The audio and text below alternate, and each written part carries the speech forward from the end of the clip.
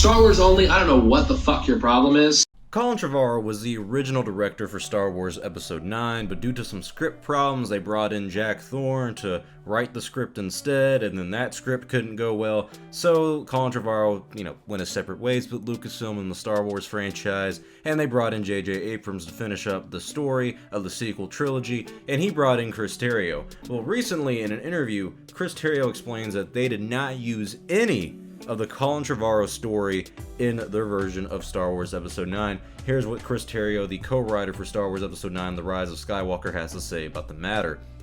We are both a little superstitious about starting with a material that might lead us in a direction that's different than the one we might have gone in naturally, so we didn't begin with the previous script. There may have been certain elements that we used that had been in the original script and we weren't aware of it. The Guild makes that determination about those things. We didn't have a bad relationship to Colin's material, we just didn't start with it. It's not a juicy story of intrigue or anything.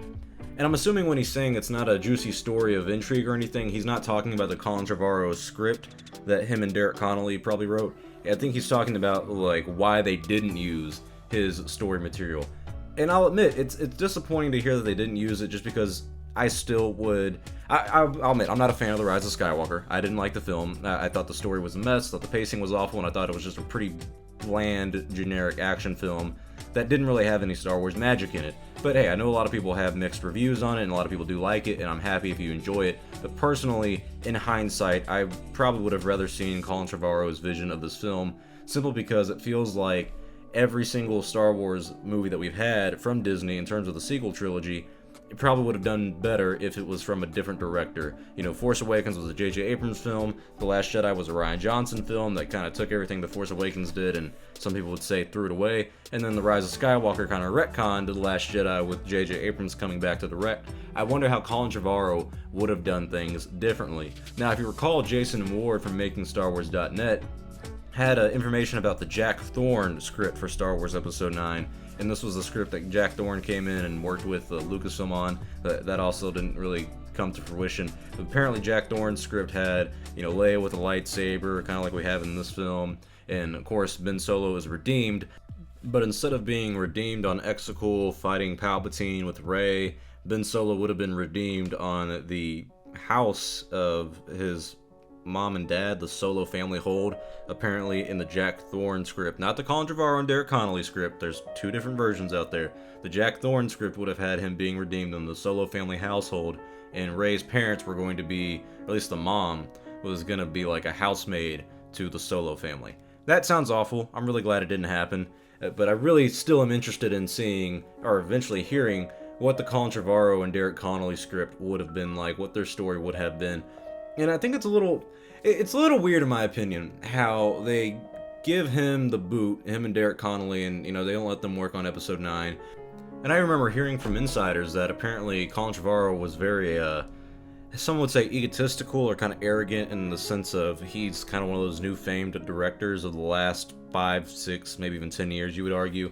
And with that, people at Lucasfilm weren't really happy with the way he was feeling about himself. I don't remember everything about it, but I remember hearing those kind of things. And I also remember those interviews saying that he was wanting to film out in outer space, like literally, out in space. That was just really ambitious and probably not cost-friendly in terms of production, but still, in hindsight, I think it would have been interesting to see what he could have done, because it would have kept to that original trilogy Star Wars feel of every single Star Wars movie in the trilogy has a different director. But Kathleen Kennedy has said that the big problem with Colin Trevorrow is that he didn't have the beginning phase that everyone else did. He didn't get to sit down with J.J. Abrams, Kathleen Kennedy, and other people in the Lucasfilm story group on where the story was going to evolve and unfold for Episode 9. He was brought in, I want to say late 2015, like right when The Force Awakens was going to come out. So I mean, he kind of, that's already by the point that Rian Johnson was well announced and getting his movie ready to go. He was kind of late into the race for this, and it sucks to think that they'll delay the film so J.J. Abrams can make it, but they won't delay it so Derek Connolly and Colin Trevorrow can rewrite the script in a way they want it to work out on. Because, I mean, let's think about it. The film was supposed to come out in May of 2019. It was delayed until December of 2019 when they announced in 2017 that J.J. Abrams was going to come in. And they gave him a 2-year runtime of making this film. And it was rushed. And if you watch the film, even if you like it, you can tell it's kind of a convoluted mess of a story because of how much they had to do in a 2-year time frame and in a 2.5-hour window. Why not? I mean, they did the same thing with Rian Johnson. They delayed his film by 8 months. It was supposed to come out in May 2017. It came out in December 2017. They delayed it for script rewrites. Why would you delay the Rian Johnson film? Let him work on the script again, but not let Colin Trevorrow and Derek Connolly write their script again, work it out, or something like that. I just really want to know what the difference in terms of story was. And I remember hearing Colin Trevorrow say that he was happy to work on the film and talk about Star Wars with people like George Lucas. So it seems like he also did what J.J. Abrams did and goes to George Lucas and talks to him about Star Wars and tell him the story that he wants it to end on. And another thing I'm pretty confident he wanted was Luke Skywalker to be alive in Episode 9. And that's not hard to do. All you have to do in The Last Jedi is just edit out the last 5 seconds before he fades away like a fart in the wind. You edit that scene out, edit that little clip, and Luke's still alive in Episode 9. So I think his script and his story would have been more enticing in a way, because you wouldn't have Emperor Palpatine return as the big bad guy villain for Rey and Kylo to team up and unite against. I mean, that's my big problem with The Rise of Skywalker. Even if you like it, it is the most predictable film out of the franchise. I mean, any generic story you could think going into the film is exactly what happened.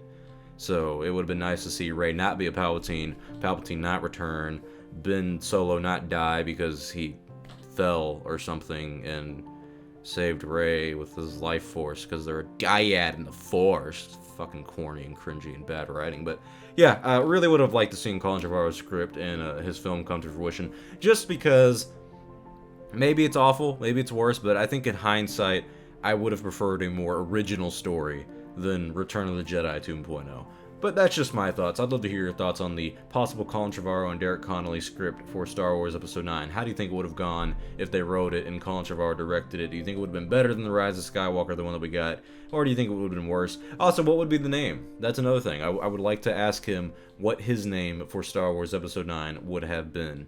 And I do think it's interesting that apparently even Chris Terrio and J.J. Abrams really didn't read into his script too much. So, what could have been, my friends, another situation in Star Wars of what could have been. But tell me your thoughts below. I'm Star Wars Only. Hope you guys enjoyed this video. I will see you all next time, and may the Force be with you always.